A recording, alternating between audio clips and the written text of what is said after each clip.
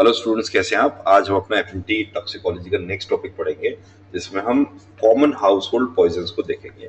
ये टॉपिक बहुत ज़्यादा वाइड है और काफ़ी छोटा करने के बाद भी इसका मटेरियल इतना ज़्यादा है क्योंकि इसमें डेटा याद करने का बहुत ज़्यादा है। तो देखते हैं इसको हम कैसे करते हैं। हाउस होल्ड पॉइजन्स ये घर में मिलने वाले कॉमनली टॉक्सिक सब्सटेंस हैं जो गलती से, एक्सीडेंटली या कुछ लोग जानबूझकर सुसाइड करने के उससे या कभी कभी किसी को डैमेज करने के लिए यूज हो सकते हैं। इनमें bathroom kitchen cleaners, disinfectants, fuels, rodenticides, cosmetics और ओटीसी मेडिसिन शामिल होते हैं। तो सबसे पहले हम इनका क्लासिफिकेशन करते हैं, उनकी सोर्स देखते हैं। सबसे पहले कैटेगरी आ गई हमारी क्रोसिव्स। ये हम डिटेल में नहीं पढ़ेंगे, ये नेक्स्ट चैप्टर में डिटेल में पढ़ेंगे। इसमें हमारे मिनरल एसिड्स आ गए HCl और स्ट्रॉन्ग एल्कली आ गए NaOH, जैसे हार्पिक हो गया, ट्रेनेक्स, डोमेक्स, इन सब में ये सब होते हैं। सेकंड कैटेगरी हो गई फिनोलिक एजेंट्स। इसमें फिनॉल, क्लोरोजाइनॉल, सेट्रिमाइड, क्लोरोहेक्सिडिन, ये सब चीजें मिक्स्ड होती हैं, जैसे Dettol, Savlon. Personal body cleaners हो गए। फिर पेट्रोलियम प्रोडक्ट्स हो गए, केरोसिन, पेट्रोल, डीजल, पेंट का थिनर, रोडेंटिसाइड्स, चूहे मारने की दवा। इसमें ना जिंक फॉस्फाइड होता है जो कॉम्प्लिकेशंस कॉज करता है।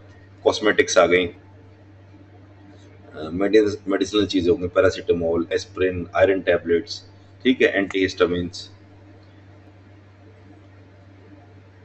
अब हम देख लेते हैं पॉइजन मैपिंग कैसे करेंगे, क्योंकि किस पॉइजन से क्या होगा। देखिए, जैसे मान लीजिए हार्पिक है, या और एक ब्रॉड कैटेगरी ले ली हमने, टॉयलेट क्लीनर्स। टॉयलेट क्लीनर्स में क्या होता है, HCl, ये मुंह को पूरा जला देता है और हेमेटोमाइसिस करता है, यानी खून की उल्टी आनी चालू हो जाएगी।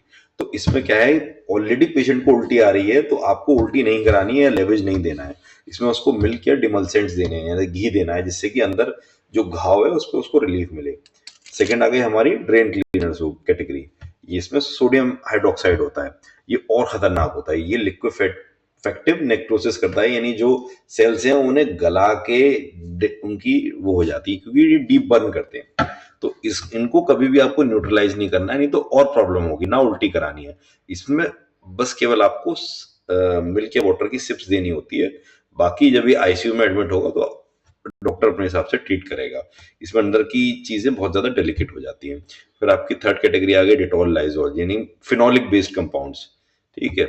इसमें ब्राउन स्टेनिंग आएगा उल्टी में, फिनोलिक ऑर्डर आएगी, मतलब वही डेटॉल की सी बदबू आने लगेगी। यहाँ पे क्या होता है, एयरवेज खराब होने का बहुत दिक्कत होता है, रेस्पिरेशन की प्रॉब्लम आती है, तो उसको आपको मैनेज करना है और बहुत ज्यादा जोर से उल्टी नहीं करानी। उल्टी कराने से बेनिफिट तो मिलेगा। फिर ब्लीच आ गया, सोडियम हाइपोक्लोराइड, ठीक है। इसमें आपको क्लोरीन की स्मेल मिल जाएगी। और मेन इसमें क्या होता है कि ये किसी और चीज से रिएक्ट ना करे तो पेशेंट को ट्रीट कर लिया जाएगा, और उसको एयर मिलती रहनी चाहिए। फिर लास्ट हो गया हमारा डेटॉल, यानी जिंक फॉस्फाइड। इसमें गार्लिक की सी स्मेल आती है। यहाँ जो है ये सीधे हॉस्पिटल में ट्रीट हो पाता है, हालांकि ये ट्रीट हो लेता है, कोई ऐसी दिक्कत नहीं है। फिर हेयर ड्राइज आ गई। हेयर ड्राइज में इंट्यूबेशन करना पड़ता है, स्टेरॉइड्स या एंटीहिस्टामिन देने पड़ेंगे, क्योंकि ये ओरोफेरेंजियल एडिमा करता है। जो हमारे गले का नीचे का रीजन है वो पूरा ब्लॉक कर देगा, और कोला कलर्ड इसकी यूरिन होती है।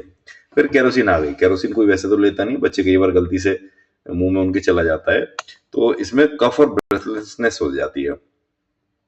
तो गैस्ट्रिक लीवेज नहीं करानी है, क्योंकि ऑलरेडी सांस लेने में दिक्कत है और ब्लॉकेज हो सकती है, तो यहाँ पे ऑक्सीजन नेबुलाइजेशन करता है।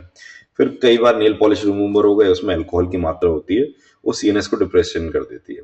तो जैसे एक्सेसिव दारू पीने पे होता है, वही चीज होती है कि आप इलेक्ट्रोलाइट्स दीजिए और मॉनिटर करिए ग्लूकोज को। पैथोजेनेसिस क्या है, क्रोसिव क्या करता है, डायरेक्ट केमिकल बर्न करता है म्यूकोसा का, जिससे हेमोरेज हो सकता है, परफोरेशन हो सकता है, स्ट्रक्चर हो सकता है। सिस्टमेटिक टॉक्सिन्स, इनकी एब्जॉर्प्शन पे ऑर्गन डैमेज होगा, जैसे हमने पढ़ा था PPD से रेब्डोमाइलोसिस होता है। रेब्डोमाइलोसिस क्या है, जो हमारा स्केलेटल मसल टिश्यू है वो रैपिडली बर्बाद होने लगता है, गिरने लगता है। तो ये बहुत खतरनाक कंडीशन होती है और ये फेटल भी हो सकती है। फिनॉल से सीनस डिप्रेशन होगा, रीनल इंजरी हो सकती है, फॉस्फाइड से मायोकार्डियल टॉक्सिसिटी होती है, और हाइड्रोकार्बन से केमिकल न्यूमोनिटिस होता है।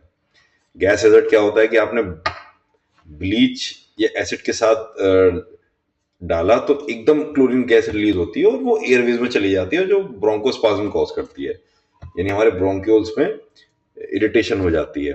आपने देखा भी होगा जो ऐसे ब्लीच आते हैं या सोडियम हाइपोक्लोराइट आता है हार्पिक व्हाइट कलर का, उसके पीछे लिख रहा होता है do not mix with anything. वो इसीलिए लिख रहा होता है कि केमिकल रिएक्शन हो जाएगी। अच्छा, क्लिनिकल फीचर्स क्या है, कैसे आप आइडेंटिफाई करेंगे? कोरोसिस में आपको बर्निंग पेन मिलेगा, ड्रूलिंग मिलेगी और हेमेटोमाइसिस या मेलिना मिलेगा, यानी ऊपर से भी ब्लड आएगा, नीचे से भी ब्लड आएगा। शॉक और बाद में एयरवेज स्ट्रिक्चर्स हो सकते हैं। फिनोलिक डिसइंफेक्टेंट्स में ब्राउन ओरल स्टेन्स मिलेंगे, फिनोलिक ऑर्डर मिलेगी, vomiting, CNS depression, renal injury. अच्छा, केरोसिन और हाइड्रोकार्बन्स में आपको कफ मिलेगा, वीजिंग मिलेगी, हाइपोक्सिया मिल सकता है, जो कि केमिकल न्यूमोनाइटिस करता है। और इसका जो रिएक्शन होता है कई बार डिले होके आता है, यानी 6-8 घंटे उसमें लग जाते हैं। रोडेंटिसाइड्स, जिंक फॉस्फाइड, इसमें nausea, vomiting, hypotension, garlic odours, arrhythmia, ARDS, acute respiratory distress syndrome मिल सकता है। हेयर डाई, पीपीडी, इसमें रैपिड फेशियल, टंग या नेक एडिमा होता है क्योंकि एयरवेज कॉम्प्रोमाइज हो जाती हैं।